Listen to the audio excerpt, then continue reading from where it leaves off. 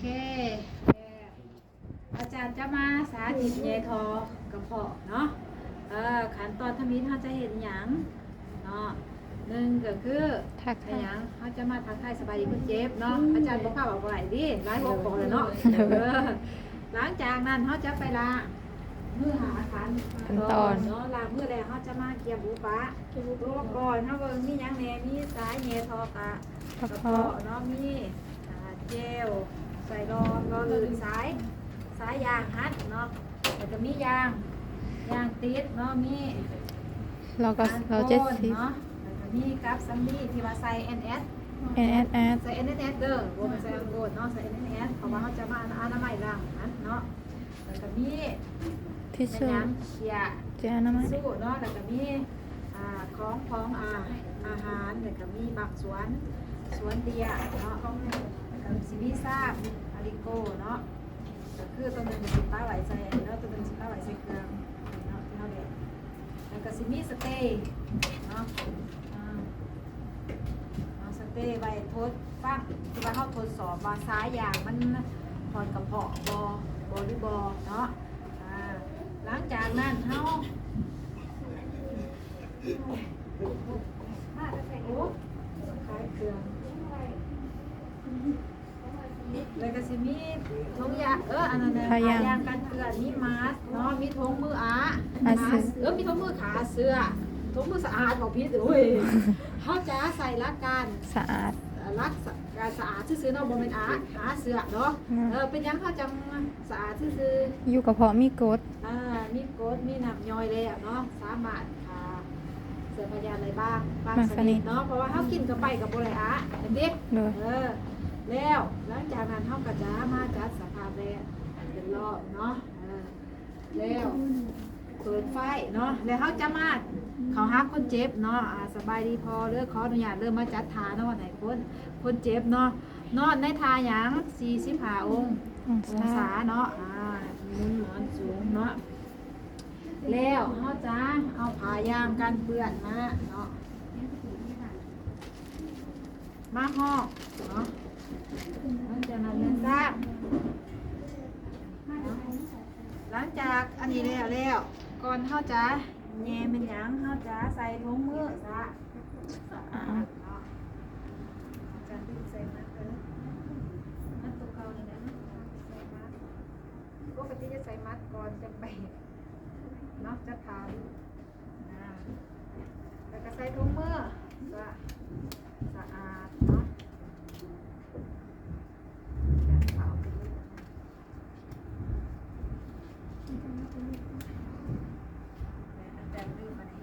เข้าอันนี้ก่อนกระไรเนาะแต่ว่าบริพิษมันสะอาดซื่อๆเนาะ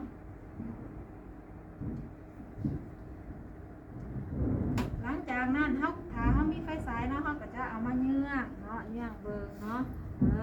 แต่ก็จะเห็นอนามัยปกติเดี๋ยวมันจะมีคือของผุนหูเนาะมาเห็น ข้าวต้นบัตร อนามัยล้างเพราะว่าขั้นตอนสีมือเขากับสีเปลือนเนาะเขาจะอนามัยล้างก่อนเขาจึงแย่เนาะแต่ว่าตัวนี้ซัมบี้นี่แม่นว่าเขาจะจุ่มแอนเนาะหลังจากอันนี้แล้วเขาจะหยังคือเขาจะแทะเนาะเอาอันนี้ออกก่อนเขาจะแย่เขาก็จะแทะก่อนเป็นบ่แทะก่อนแทะแต่ไสล่างหาติงหูแต่ติงหูหากระดูกลิ้นปีเนาะตัวอย่างว่ามันอยู่2 ขีดเท่ากับจือไว้เนาะถ้าว่ามันบ่มีขีดนะเขาก็เอาของหมายเนาะนี่จะจือว่ามันอยู่ขีดที่2เนาะต้นที่2 ขีดมันจะมีขีด1 2 ขีดเนาะจะมี3 ขีด4 ขีดเนาะนี่อาจารย์แทงอยู่ได้2 ขีดโอเคหลังจากนั้นเขาจะเป็นหยังก็คือมาท่าวัสลีนเนาะอาจารย์จือว่าอาจารย์คือเนาะเกี่ยมยางติดแต่ว่าตัวเป็นหยังเขาก็ใส่อันนี้เอาเนาะหลังจากนั้นเขาก็จะมาเป็นหยังก็คือก่อนเขาจะเย่เขาต้องอธิบายให้คุณเจฟฟังเนาะ เด้อพอเด้อลูกจะแย่ซ้ายแย่พอกับพ่อให้เนาะถ้าว่าแย่กับไปแล้วหอดข้อแล้วให้พอคืนเอาถ้าว่าแย่ไปแล้วเนาะพ่อเนาะแย่ไปแล้วมันแย่บ่ลงตัวอย่างว่าบางครั้งสิอาจเป็นน้ำคนเจ็บเก่งเนาะเนี่ยเขาจะหยุดก่อนให้คนเจ็บผ่อนคลายแล้วก็อธิบายเนาะว่าขั้นบริเวณนี้เนาะพอเขาเย่เพื่อให้พ่อแหละเย่ไปแล้วจะได้ให้สารอาหารเพื่อให้พ่อได้รับสารอาหารเพียงพอตามความต้องการของร่างกายเนาะถ้าว่าพอบริรับสารอาหารพอก็จะเมื่อยจังสันสิบอกให้เขาให้ความร่วมมือพอทำงานให้ความร่วมมือกับพวกเขาเนาะมันจะสิได้รับสารอาหารเพียงพอเขาก็จะบอกไปนำแต่ว่าขั้นท่านแย่เข้าไปบางเทื่อคนเจ็บหายว่าไอจามก้าว่นก้าว่ายหายใจบ่ได้เนาะตัวนั้นถ้าจะถอดออกก่อนบางเทื่อไปถือหลอดลมเขาเนาะถอดออกก่อนหลังจากคนเจ็บอันนี้แล้วอาการบ่มีอาการ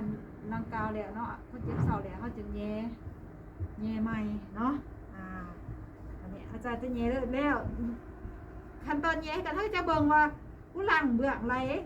ตัวอย่างว่าถ้ามันเป็นบาดนะเขากับโบไปแย่เนาะเขาไปแย่เบื้องโบเป็นบาดตัวอย่างว่าอยากแย่เบื้องไรไก่ถ้าว่าผู้หลังนี่โบเป็นบาดว่า2เขาอยากแย่เบื้องไรไก่อะไรเนาะเด้อพอเด้อเนาะเขาไปทวิตเขาจะให้คนเจ็บเงยหน้าขึ้นหน่อยนึงเนาะแล้วเขาก็จะแย่บัดหอดข้ออะไรคนเจ็บโกมโรคเนี่ยก็กลืนเอาเนาะหลังจากนั้นแล้วบอลท่าไม้เดี๋ยวเนาะ2 ขีดเนาะชื่ออะไรว่ามีบอล2 ขีดหอดบอล2 ขีดแล้วเขาก็จะผู้หนึ่งหาแน่แล้วอย่างที่ถ่ายจานมันนี่คือลงจังสี่ตัวอย่างมาขั้นทำไปเฮ็ดเอง ติดอาจารย์เนี่ย ขั้นทำไปแก้อย่างติดเองมันก็จะติดทุกอย่างเป็นบ่เขาสามารถให้มูสวยลายเมนตี้หรือว่าให้ตัวอย่างว่าเขาไป2 คนเนาะพยาบาลให้พยาบาลสวยลายเบิ้ลว่าตัวเองดื้อเหมือนกันยังอันนี้เด้ออีเนาะสุดท้ายกันนี่ก็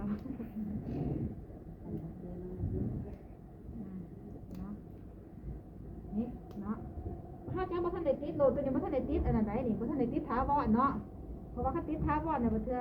ซ้ายมันบนขั้นเสาไฟมันสิยากเนาะวันนี้เขาจะมากรณีว่าคนเจ็บเนาะคนเจ็บบ่รู้สึกโตคนเจ็บแบบว่าสิว่าจังได๋ผู้สติเนาะเขาจะใส่ไม้งัดดิบนี่อันนี้เบิ่งอยากซ้ายมันมาอยู่ในโพรงปากนี้เนาะถ้าว่าคนเจ็บผู้สติอยู่เขาให้คนเจ็บหาปากโลดเนาะบ่มีซ้ายเดี๋ยวเด้เขาจะมาทดสอบเนาะอันนี้เนาะก็คือเขาจะเนี่ยหยังเฮ็ดอนามัยก่อนเนาะเฮ็ดอนามัยแล้วเขาก็จ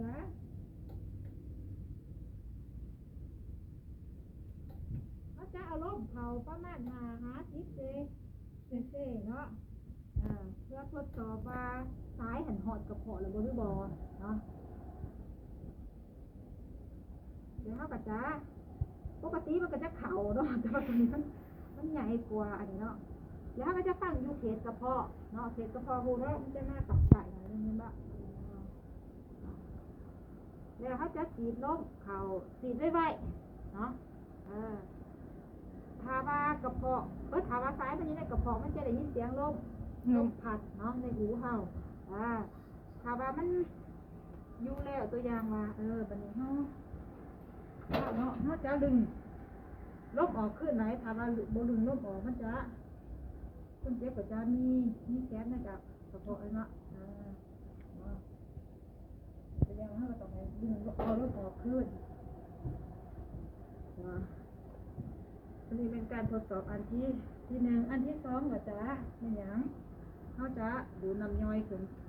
มาถ้าว่ามีน้ำย่อยออกมาในไซส์ก็คือว่ามันหอดกะกระเพาะเนาะแต่ว่าถ้าเขาทดสอบเอาอันใดหนึ่งก็ได้ส่วนไหนเขาก็ตอนขั้นตอนตั้งเขาก็จะเอาสเตย์ตั้งเนาะวันนี้หลังจากแล้วเขาจะติดแล้ววันนี้เอาตัวนี้หลุดตัดหายใจนะทำเองตัดปกติแล้วเขาจะเฮ็ดใบก่อนเนาะแต่ว่าขั้นเริ่มก็จะสีอาจารย์ก็บอกเลยว่าต้องให้หมูซอยเนาะกับผลไม้ความว่าพิษมาหันหามันบอกเป็นอาเสือเนาะแต่ว่าถ้าเป็นอาเสือนี่ก็หลายเลย แต่ว่าถ้าเขาเกี่ยมไว้ก่อนก็โอเคเนาะแต่มันยังสิบ่มันจะสิบ่ยุ่งยากหลังจากนั้นเขาจะมาติดหลังนี้เนาะแล้วเขาจะติดสนิทเปอร์เซ็นต์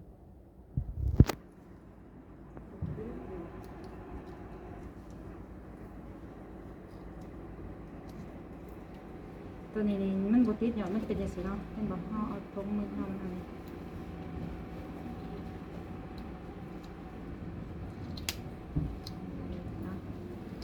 ติดแล้วเขาจะติดใส่แกบอีกเทื่อนึงเนาะหลังจากแล้ววันนี้เพราะว่ามือแย่บางครั้งมือให้กับบ่แม่นพร้อมกันเนาะตัวอย่างว่าผู้ย่ามมาให้ผู้บ่ได้ย่ามก็บ่ได้ให้มือต่อมาเขาจังมาให้ตัวอย่างว่าให้หลังจากงูนะแล้วเพราะมีอันหายใจสิบ่ได้อันนั้นบัดนี้เขาจะมาให้ทานอาหารบัดนี้เพราะว่าบางเทื่อมันก็บ่ได้ให้ในเวลาเดียวกันเนาะเขามาให้ทานอาหารแต่ว่าก่อนเขาสิให้ทานอาหารของเนาะเขาต้องทดสอบไว้สำคัญเด้อขั้นตอนนี้ต้องทดสอบเนาะก็คือทดสอบว่าสารอาหารที่เขาหายไปนะข้างก่อนนะหรือว่าหมูหายไปเนาะบ่เป็นเฮาไปยาเป็นหมูว่าหายไปแล้วเป็นจะได้สารอาหารหันถือรูดซึมไปบ่ได้บ่เนาะถ้าว่าบ่ถือรูดซึมไปบ่เบิดยังหลายอยู่เฮาก็จะบ่หายเนาะแล้วเฮามาทดสอบเฮาจะเลยทดสอบก่อนเนาะก่อนเฮาจะทดสอบเฮาก็จะไว้นี่เนาะแล้วเขาจะอันน้ำไม่ก่อนเนาะ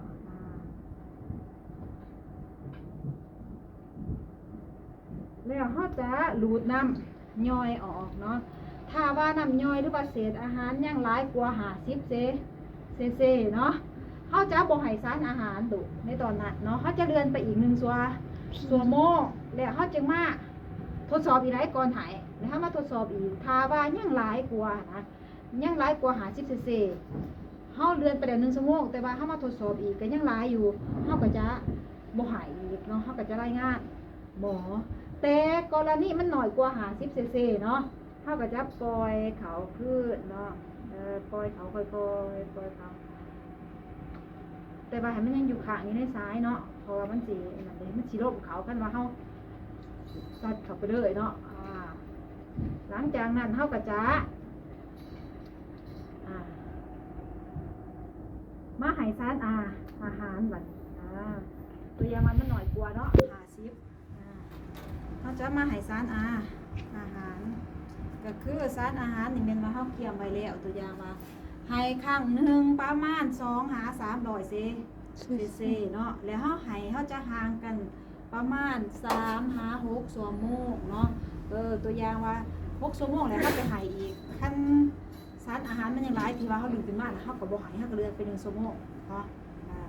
เอาตัวอย่างมาให้บัดนี้เขาจะเอาบนบางสวนเลี้ยงนี่นะสูงกว่าบนมารับหัวนี่ประมาณ25-30ซังเนาะบ่ให้สูงเกินแต่ก็บ่ให้ต่ำเกินถ้าสูงเกินเป็นจังได๋ไหลลงไปคนเจ็บอาจเฮ็ดให้ท้องอืดไหลแม่นติมันต่ำหลายก็เฮ็ดบ่ให้ไหลเนาะหลังจากเฮาให้อาหารไปเบิดแล้วตัวอย่างว่า300แล้วเฮาก็จะให้น้ำไปเนาะประมาณ50-500เซเนาะให้ไปเบิดแล้วน้ำเบิดแล้วมานี่ตัวอย่างว่าเฮาจะให้ยาบัดนี้ให้ยาเฮาก็จะแม่นหยังให้น้ำไปก่อน10เซแล้วเฮาก็จะเอายาใส่ยาก็จะยาเป็นน้ำเนาะถ้าเป็นเม็ดก็ต้องบดให้มุนแล้วก็ใส่น้ำแม่นบ่ถอกโรคเนาะหลังจากนั้นก็จะปล่อยยาลงเนาะปล่อยยาลงแล้วเฮาก็จะให้น้ำไปอีก50เซเนาะหลังจากแล้วเฮาก็จะติดเมียนถ้าว่ามันเปื้อนเฮาก็เสร็จเนาะติดเมียนเฮาก็จะเอาหลังจากนั้นเนาะเฮาก็บอกคนเจ็บว่าแล้วเด้อพอเด้อเนาะเฮาก็จะมีอุปกรณ์แล้วเขามีอุปกรณ์เนี่ยเขาจะให้คนเจ็บนอนในท่า45องศาคือเก่าเนาะว่าสูงคือเก่าประมาณ1ชั่วโมงเนาะหลังจากนั้นเขาจะให้คนเจ็บนอนในท่าที่สบายเพราะว่าเขาให้สารอาหารไปแล้วเขาจะให้คนเจ็บนอนอันนี้โดดเป็นบ่นอนเพียงโดดเนาะพ ราะว่าคือคนปกติเฮานี่แหละมันสิไหลหย่อนกลับแม่นบ่คันทำกินข้าวปึ๊บไปนอนเพียงน่ะเป็นจังได๋ คือสิออกคือ มันสิออกคืนแม่นบ่ขณะเฮาต้องให้คนเจ็บนอนในเถิงก่อนทาเถิงหรือมาทา45องศาแล้วเฮาก็บ่ให้คนเจ็บนี่ลึงซ้ายนี้เนาะเพราะว่าคันได้ดึงเลยคันมันออกแล้วมันสิได้แย่ใหม่และแย่หยางเนาะหลังจากแล้วเนาะเฮาก็จะมาถอดถุงมือถอดถุงมือแล้วเฮาก็จะล้างมือเห็นบ่ล้างมือแล้วก็บันทึกว่าเฮาให้สารอาหารไปปริมาณพอหลายเนาะให้น้ำไปพอหลายยาเด้เนาะยาหยังที่เฮาให้ไปคนเจ็บมีอาการหยังบ่ในที่ว่าขณะแย่หยังเนาะคันมีก็บันทึกคันบ่มีก็เนาะโอเคเบิดมียังถาม